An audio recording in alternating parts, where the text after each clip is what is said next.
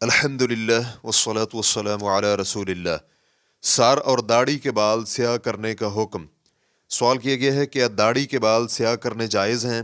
الجواب بعون اللہ سبحانہ وتعالی، مرد کے لیے داڑھی کے بال سیاہ کرنا جائز نہیں، کیونکہ سیاہ رنگ سے اجتناب کرنے کا حکم دیا گیا ہے اور ایسا کرنے سے منع کیا گیا ہے۔ ابو داؤد رحمہ اللہ نے اپنی سند کے ساتھ جابر بن عبداللہ رضی اللہ عنہما سے روایت کیا ہے کہ فتح مکہ کے دن ابو قحافہ کو لایا گیا تو ان کے سر اور داڑھی کے بال بالکل سفید تھے۔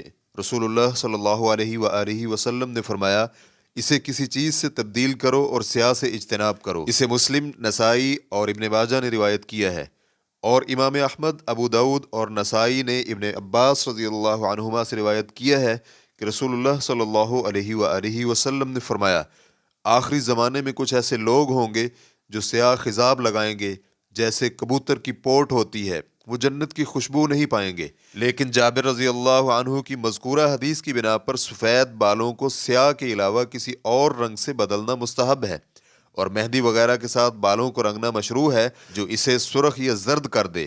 حدیث میں آتا ہے کہ نبی علیہ الصلوۃ والسلام زرد رنگ کے ساتھ بالوں کو رنگ کرتے تھے، اور اس لیے بھی کہ امام مسلم رحمہ اللہ نے روایت کیا ہے کہ ابو بکر رضی اللہ عنہ مہندی اور قطم کے ساتھ بالوں کو خضاب لگاتے، اور عمر رضی اللہ عنہ نے مہندی کے ساتھ بال رنگے تھے، کیونکہ نبی علیہ الصلوۃ والسلام کا فرمان ہے، تم جس سے بڑھاپے کو تبدیل کرتے ہو ان میں سے سب سے بہترین چیز مہندی اور قطم ہے۔ اسے امام احمد، ابو داؤد، نسائی اور ترمذی نے روایت کیا ہے اور اسے صحیح کہا ہے۔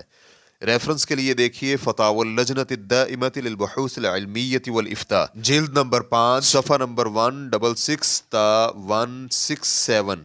والسلام علیکم ورحمۃ اللہ وبرکاتہ۔ اسلام کیو اے ریکارڈنگز، مؤسسۃ الشیخ محمد صالح المنجد، المملکۃ العربیۃ السعودیہ، فتویٰ نمبر 1187۔ والسلام علیکم ورحمۃ اللہ وبرکاتہ۔